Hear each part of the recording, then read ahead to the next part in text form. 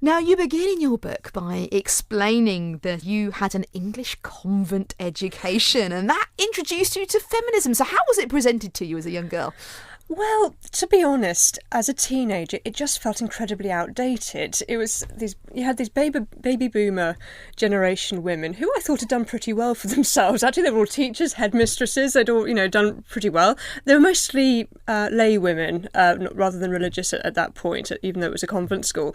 And it just seemed to be endless whinging about how men were awful and everything was the fault of men, and why did they keep having the word man in the Bible? Why didn't they just change it for something else? And, butchering all my favourite hymns and prayers to make them sound sort of gender neutral. And I just couldn't see the point. Frankly, it just felt a bit laughable. And then when I went to university, I came across contemporary feminism, I suppose, of my own generation. And the word I would use was, it was ugly. It seemed to go against so much that I believed, so many of my own values, respect for life, respect for marriage, the importance of motherhood. There's so many things that were really important to me. And so I turned against it because I felt that there was really no way I could go with that. But my mind got changed rather just because somebody sent me a book. I wrote a ranting article I would pay good money not to see again. Actually, I was young, and hot-headed. And Anne Farmer, who is also a writer, responded very charitably, rather than getting angry with me, and just sent me this collection of pro-life feminist essays and said, actually, pro-life feminism does exist. It's just a question of finding it. And that really opened me to a whole new world, a movement really that respects women 100%, but also respects life. So as a result of this discovery then, did you suddenly think, well, maybe I need to explore feminism again and see whether I could actually associate myself with it if there is this pro-life stance? Absolutely. And I came across groups like Feminists for Life of America, which you probably know, very big in America, not so well known here, who are very passionately pro-life feminist. And they introduced me to the fact that the early feminists took a very different view of abortion. Particularly, they saw it as a form of exploitation. And it really challenged my thinking in a big way. And really, it's moved from that. I've had the chance through my work with SPUC to develop my own ideas and try them out on the university lecture circuit, which has been, it's not for the faint-hearted, but has been very useful because I've been able to really debate the ideas, sometimes in quite hostile environments. Well, I would imagine, yes, that in a university situation, presenting the idea that one can be a feminist and pro-life, you must have had all sorts of reactions. So how has that gone down in university situations? Pretty mixed. I've had protests from, groups mobbing me after talks, usually not having even listened to the talk, just because I'm very bad and have to be told this. Their focus then of you being bad is because you're pro-life? Is that the emphasis? Yeah. And most of the time they won't even come to the talk. They'll wait till afterwards and jump on me as I'm about to leave. They're not interested in actually listening. Those who do, however, I find we tend to get on a little better. There is a bit more common ground there. They'll say quite often they're pleasantly surprised that we do have some things in common, that I am making points that challenge them, that they have to actually think about. And even though I can't say there are immediate conversions going on, it's at least introducing the idea and perhaps opening up a debate that's become so polarised, I think, over the last 20 years. There is likely to be many women who are listening who would say, I don't want as a Christian to be associated with the word feminist. It has a lot of negative connotations, perhaps sort of militancy, anger and so on. So why do you associate with that word? I've had many women say in absolutely good faith that they don't feel they can associate with feminism. We should even drop the word, maybe find a new term.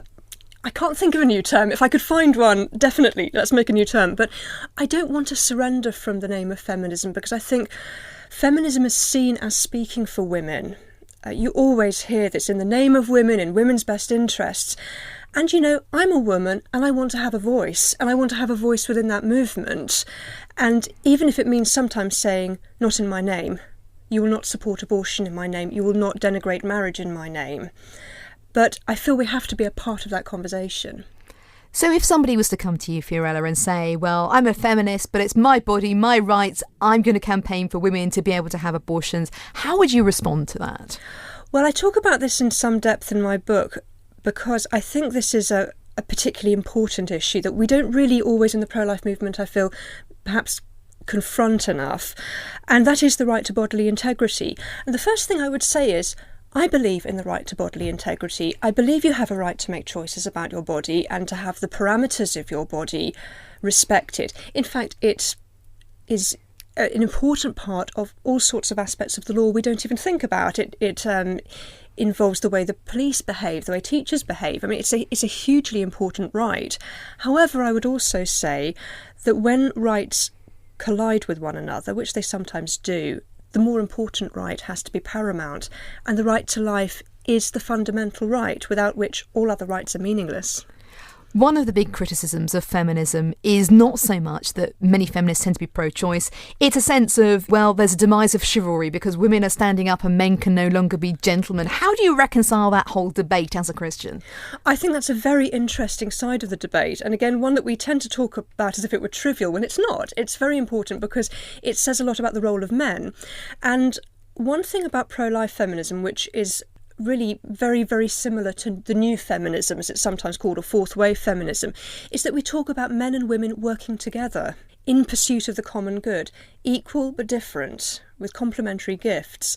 So it's not about women bashing men or about men having to shrink away and abdicate from their roles as men. It's about men and women working together, and it's as important that men know their place in the world as it is that women do. Throughout the book, on many occasions, you either directly or indirectly refer to the role that the media plays in educating or wrongly educating people in all of these issues. So can you explain some of your concerns? Well, I feel that we've created a very sexualised society. I don't think that's a secret. That's one of the bad fruits of the permissive society. And the media, I think, sometimes very obviously and very directly, but in many cases I feel accidentally almost, puts forward images of women that are very negative, that are very sexualised, that really pander to very ugly stereotypes. And one example I use, but there are many, is a breast cancer awareness campaign, which really sexualised the woman. And, you know, you saw the woman having her breasts fondled by a man, and it was all turned into a huge joke, when there's nothing funny about cancer. It's not a sexy subject. But the fact they felt the need to do that, as I said a lot about the way they still view women. And has your sort of passion and desire to be a voice in this area increased since you've gone on to have, you know, daughter and so on, you know, to make sure they've got a world that they're inheriting where women are respected? Oh, absolutely. It's been a huge influence on my life. Being married, being a mother, it makes such a difference. No one could possibly have told me what it would be like. And I think having daughters and sons, I have 2 sons and 2 daughters, really makes me very aware of the risks that they are going to be faced with, the dangers, and the need to encourage them to be assertive and confident without being angry, without being disrespectful. It's an important balance. And I have to say, I think my daughters are growing up with a level of confidence we didn't have as children. And I think they are encouraged in that way at school, in their parish. They are encouraged very much to be themselves. And that's very much the way I would like it to be, whilst at the same time being aware of their unique gifts as women.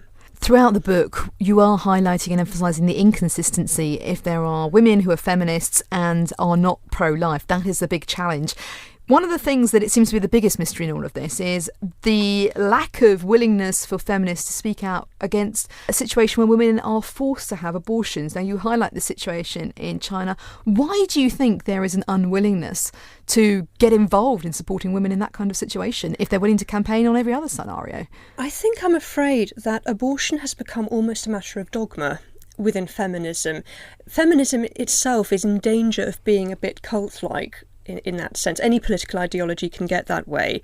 And abortion has become the sacred cow that we all have to bow down and worship. And for that reason, there's almost this defensiveness, this knee-jerk reaction whenever abortion's mentioned. It has to be defended. So we get into these ludicrous situations where feminists are defending sex-selective abortion, baby girls being aborted, women being pushed into abortion because, oh, well, it's better that than she gets beaten into a miscarriage.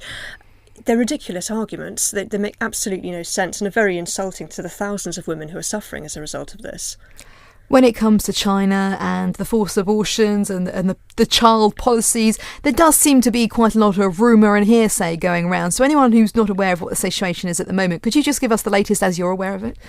Well, there is some good news in China in that it seems as if finally things are starting to change, though I should say this is not for humanitarian reasons, it's for economic reasons, because they have a huge demographic crisis, 40 million surplus men. I don't want to use that surplus, it sounds like they don't matter, but 40 million more men than women because of sex selection, which is very much a consequence of the one-child policy, a hugely and very rapidly ageing population, and no way of looking after them, very poor welfare system. So as a result of this, because of the shrinking workforce, because of all the other problems I've just mentioned, there is the beginnings of a relaxation of the one-child policy. But I should say that it's not the end of the road when it comes to campaigning.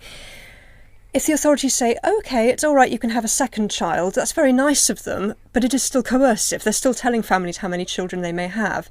And if they want to, they will tighten that up again. So what we need to see is just a complete end to state population control programmes of that nature.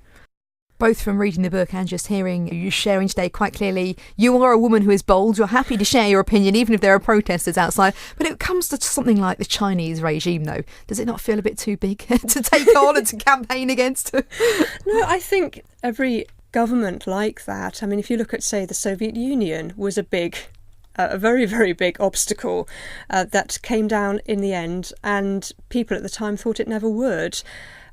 Abortion is a huge issue. It's an issue all over the world. But in the end, I think small voices have to speak out. I can't remember who it was who said that evil flourishes when the good do nothing. We can't remain silent on this. So what role can the church play in all of this? I think there needs to be a lot of education and a lot of awareness. I think there also has to be more support.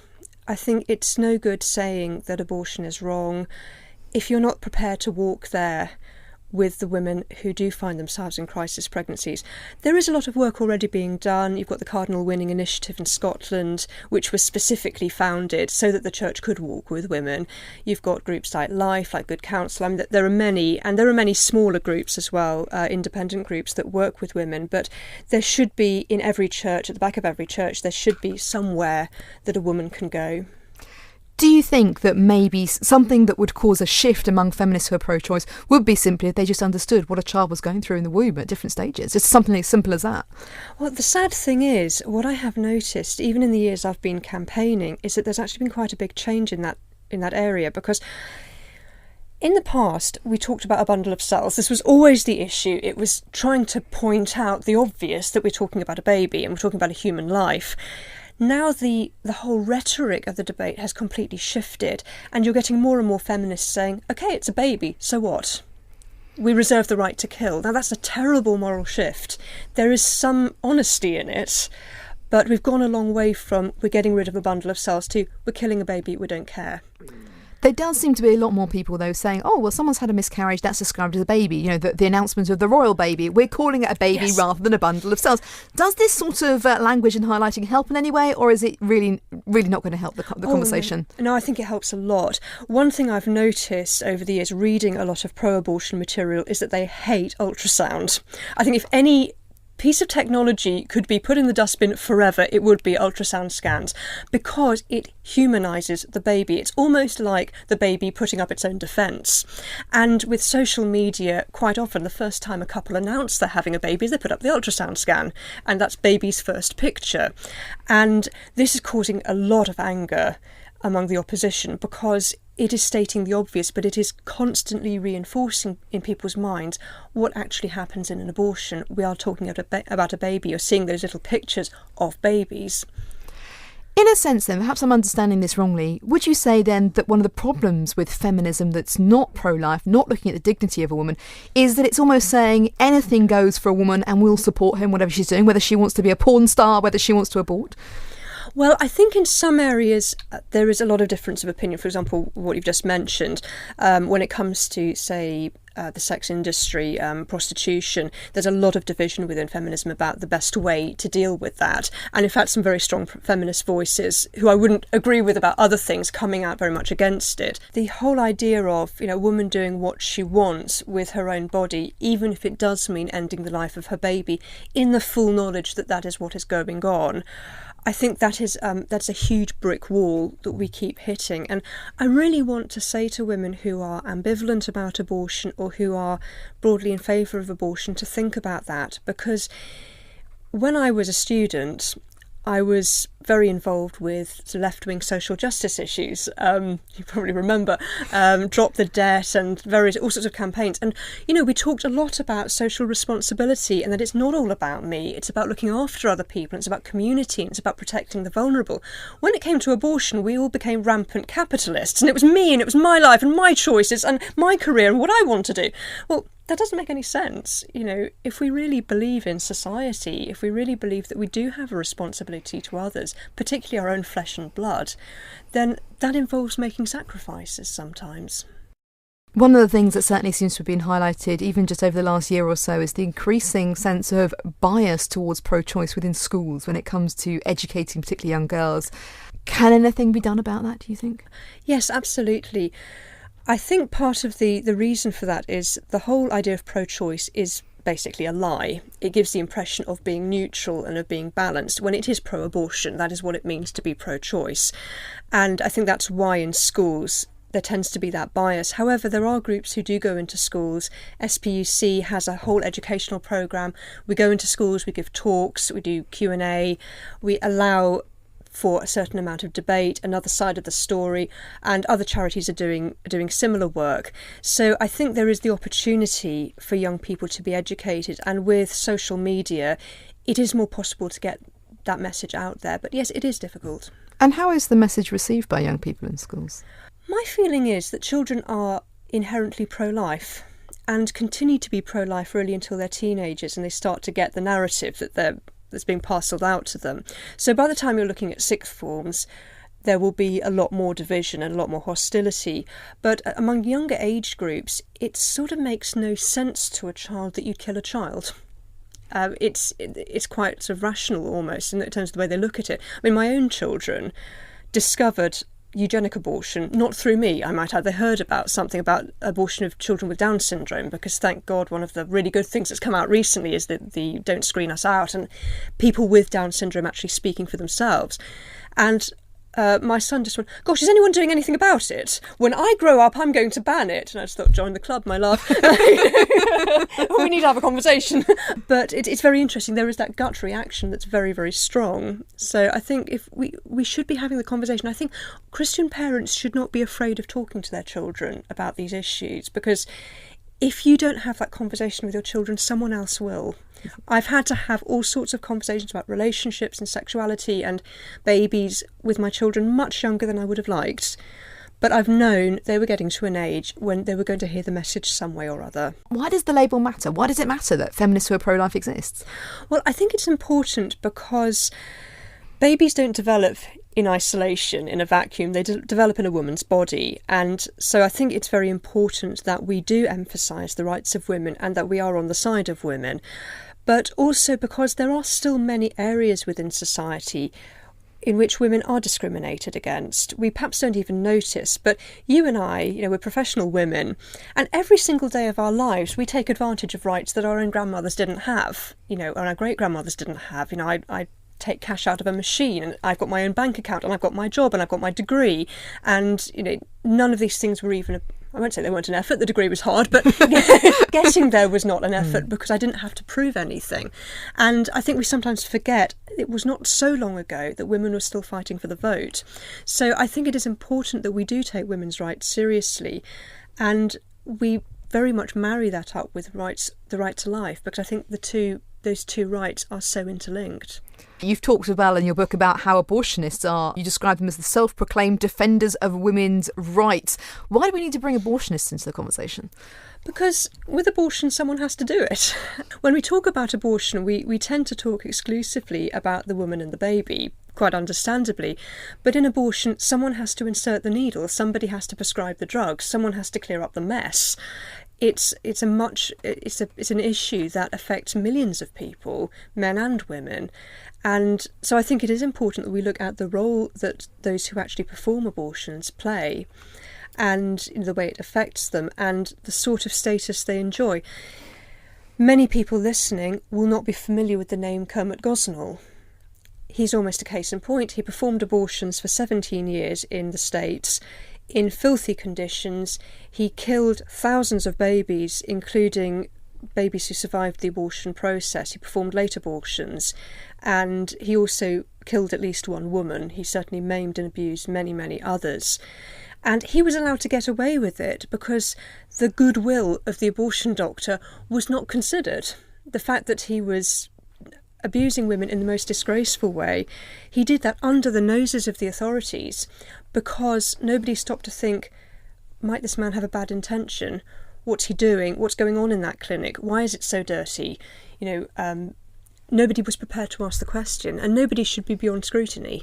For many of us, we don't necessarily have all that sort of background research that you have, the insight, the sort of scientific knowledge to be able to explain the ins and outs, nor even perhaps the ability to talk about this philosophically. For a lot of us, our approach might be more emotional, sharing stories of maybe women who've survived abortions, women who've changed their minds.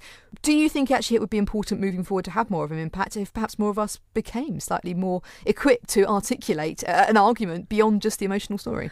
Absolutely. I'm not against emotions. It's an emotional subject, and we're human beings and we have emotions, and I think those personal stories are very important because they give a face to the statistics. When you meet someone who survived an abortion or who conceived through rape or whatever, I was very nearly aborted, and yes, that has had an impact. You can get very bogged down in the statistics and the arguments. I think the emotion is important, but yes, I do think we need to get ourselves much more equipped. We have all the arguments, they're there, but we need to know them, because quite often it's in those awkward conversations at the school gates or in the cafe with your friends where you can really make a difference. You were almost aborted. How old were you when you discovered that? I was a teenager. I was walking with my mother down the front. It would have been an illegal abortion as well, because in my country it was illegal. It is illegal. And she saw the doctor who tried to persuade her to have it, because my mother was very ill at the time. And it did have an impact, because when I looked at him, all I was most aware of was the banality of evil. He was so boring, Maria. He was a boring middle-aged man with lank grey hair having his cappuccino, and I just looked at him and he looked at me and probably wondered why I was staring at him. But I don't know what I expected him to look like. But part of me thought, I wish I'd sort of collected myself and gone up to him and say, oh, by the way, I'm the bundle of cells. I'd just like to say that, I'm glad you didn't persuade my mother to do that. And I think that highlights that the power of these stories, whether they're personal or direct or close to us, can, I guess, enhance our desire to make a difference. They do, but I think they, on a broader level, I've met a lot of women who have stories. They survived an abortion, or they were adopted, for example, and if abortion had been legal in their country at the time, they probably would have been aborted. And I think it provides a lot of passion, and it does, as I said, give a very sort of human side to the abortion debate, but also it makes you realise what is in fact important, because I've heard women, for example, there's an excellent woman in the States called Rebecca Kiesling, who found out when she was a teenager that she'd been conceived through rape. She was adopted, has an amazing story, and she said she always felt like she had to be something really big to prove that she had a right to be alive. She had to be really successful, she had to be really perfect. Whereas for me, what I've come to realise from having had that encounter is, if I were to speak to that doctor, I wouldn't say, by the way, I got a degree from Cambridge, or I've published books. I'd say, I have a husband and I have children and I am loved and I give love. That's all I want to contribute to the world. It's all I need to contribute to the world, that God put me here to love other people, and that's the most important thing, and you would have deprived me of the chance to do that. It's actually at the core of all of this is dignity of the human being, and everybody's worth to be loved and to receive love. So writing this book, obviously you're wanting to communicate a message that you're very passionate about, but who are you hoping will read the book? I hope lots of women will read the book, and men. Please buy the book too. But I would really hope that pro-life people would read it and learn a little bit more about some of the perhaps more obscure areas of the debate, and also perhaps challenge any latent concerns they have about women's rights and the feminist movement more generally. But I would also like to issue a challenge to radical feminists who have never considered the pro-life position to read the book and really think about some of the arguments, and maybe, we can reach out to one another a little. There are elements of the book, of course, that will divide even Christians, whether it's, kind of mentions of surrogacy, IVF. People have got different views, different perspectives. Why did you want to include those things? I wanted to include them because I think there are a lot of areas that we still don't really talk about very much.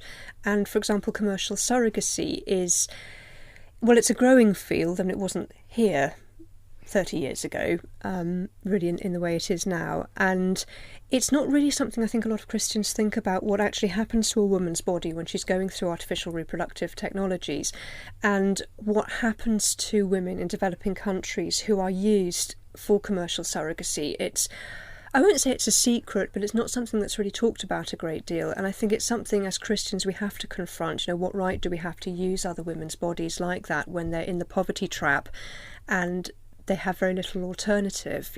Are we colonising poor countries for our own good, for our own benefit? So if anyone wants to find out more about the work that you do with SPUC, to try and get you or someone else from the organisation to come into school, how can they go about doing that? Just pick up the phone, give us a call, or drop us an email. We will always get back to you. And as far as the book's concerned, what's the best way for people to be able to get hold of that? In the UK, it's available from the Gracewing publishing house or on Amazon.